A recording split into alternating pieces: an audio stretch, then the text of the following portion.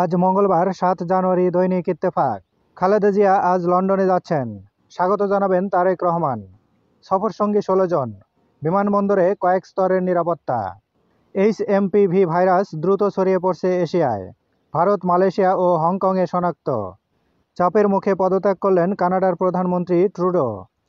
Liberal পার্টির নেতৃত্বে থেকেও পদত্যাগ করলেন। ভারতে গিয়ে শেখ হাসিনাকে জিজ্ঞাসাবাদ করা হবে, কমিশন।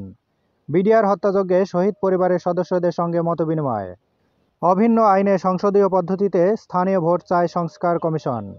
সাদা পোশাকে ডিবি কাউকে গ্রেপ্তার করতে পারবে না, স্বরাষ্ট্র উপদেষ্টা। অবৈধ যানবাহনের বিরুদ্ধে অভিযান জোরদারের সিদ্ধান্ত। ডাকসু নির্বাচন ঘিরে সংঘাতের আশঙ্কা। জাতীয় নির্বাচনের আগে ছাত্র সংসদের নির্বাচন চায় না অধিকাংশ ছাত্র সংগঠন। আরও বিনিয়োগ আনতে বাংলাদেশকে বিশ্বের সামনে তুলে ধরুন, ব্যবসাকে প্রধান উপদেষ্টা।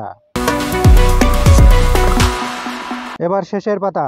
আল্লাহর কাছে দোয়া করি তিনি সম্পূর্ণ সুস্থ হয়ে দেশে ফিরে আসুন। ফেসবুকে আসিফ নজরুল। আগামী মাসে প্রতিষ্ঠিত হবে জুলাই গণ অভ্যুত্থান অধিদপ্তর, নাহিদ ইসলাম। ক্যাপিটল হিলে দাঙ্গার ঘটনা ভুলে যাওয়া উচিত হবে না, বাইডেন। আগে বিচার ও সংস্কার, তারপর নির্বাচন। ফরিদপুরে বৈষম্য বিরোধী ছাত্র আন্দোলনের নেতৃবৃন্দ। গুম বিচার বহির্ভূত হত্যাকাণ্ডের ঘটনায় ট্রাইব্যুনালে মামলা। শেখ হাসিনা সহ 11 জনের বিরুদ্ধে গ্রেপ্তারি পরোয়ানা। কয়েক বিচারপতির বিরুদ্ধে পূর্ণাঙ্গ তদন্ত শুরু করেছে সুপ্রিম জুডিশিয়াল কাউন্সিল।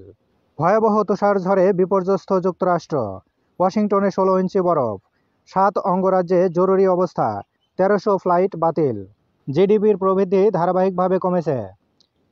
জুলাই-সেপ্টেম্বরে প্রবৃদ্ধি নেমে 1.81%। ডিসেম্বরে খাদ্য মূল্যস্ফীতি 12.92%। ইন্দো প্যাসিফিক অঞ্চলের শান্তির জন্য যুক্তরাষ্ট্র ভারত সহযোগিতা গুরুত্বপূর্ণ। দিল্লিতে যুক্তরাষ্ট্রের জাতীয় নিরাপত্তা উপদেষ্টা। শিক্ষার্থীদের হাতে পাঠ্যবই পৌঁছাতে সময় দীর্ঘ হচ্ছে। কাগজ সংকটে প্রতিদিন 20 লাখ কপি কম ছাপাতে হচ্ছে।